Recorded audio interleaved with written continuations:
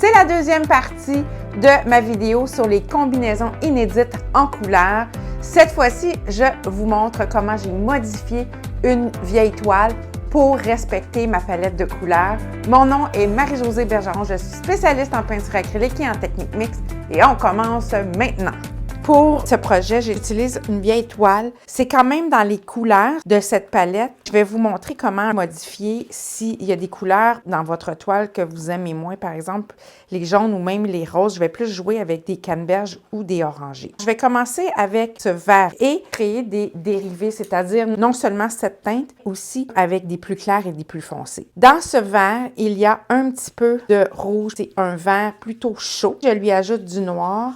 Je vais avoir une palette qui se ressemble. Faites attention lorsque vous ajoutez du blanc, gardez quand même un effet chaud, alors n'oubliez pas d'ajouter sa couleur à l'opposé. Je vais allonger mes façades. J'avais déjà ajouté un papier texturé, que ce soit des retailles de papier peint et même des papiers décoratifs. C'est une bonne option pour créer des effets de texture sur votre toile. Cette toile, j'avais déjà fait une texture de fond à ce sujet. Si vous désirez en savoir plus sur les textures et les couleurs, comment combiner des éléments figuratifs à l'abstrait, sachez que j'ai plus de 30 cours en ligne sur mon site internet qui va vous aider grandement à faire des combinaisons et à apprendre à bien équilibrer vos projets en technique mixte. J'ai fait une première couche et je vais travailler et avec cette couleur et avec celle-ci pour donner un petit peu de couleur à mon fond. J'aime bien travailler avec soit un glacis ou avec de l'eau pour créer des effets de lavis. Si vous avez des textures, ajoutez de l'eau et frottez avec un plus large pinceau de manière à faire pénétrer correctement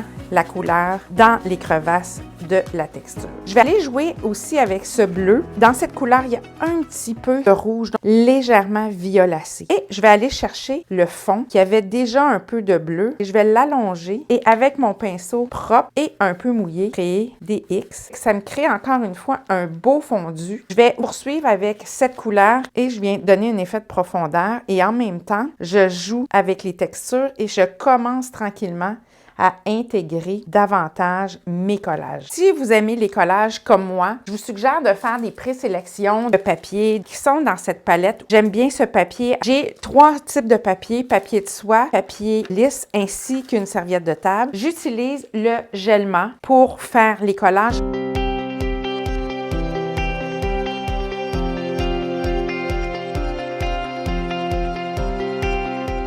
Ce que j'aime bien à cette étape, c'est d'ajouter quelques lignes guides. Si vous aimez les effets urbains, les lignes géométriques, vous devez absolument essayer mon cours en ligne sur l'œuvre urbaine. J'ai commencé juste à donner des assises et mettre en évidence les collages. Et j'ajoute un peu de couleur.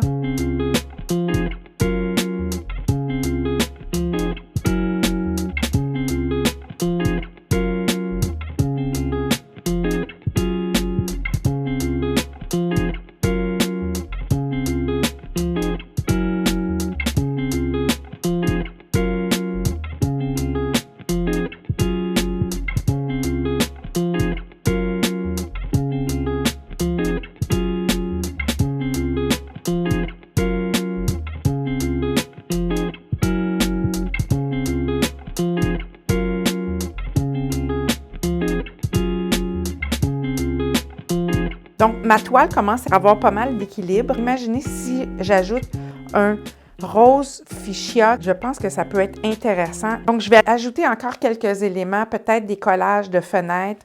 Je vais aussi bonifier un peu le personnage, je le trouve un peu trop fondu, je vais peindre par-dessus.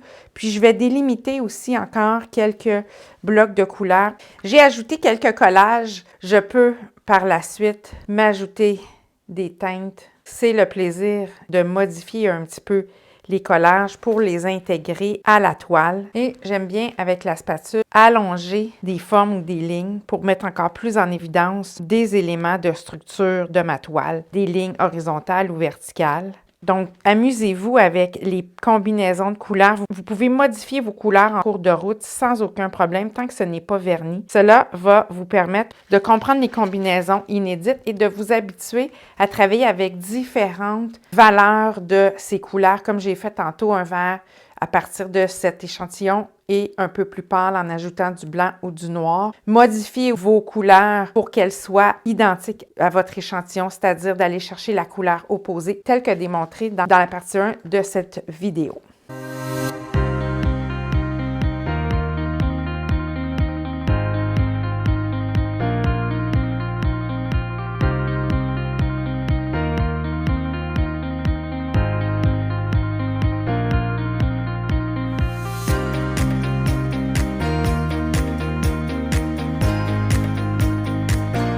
Vous avez aimé cette vidéo ainsi que ma chaîne YouTube, abonnez-vous, c'est tout à fait gratuit.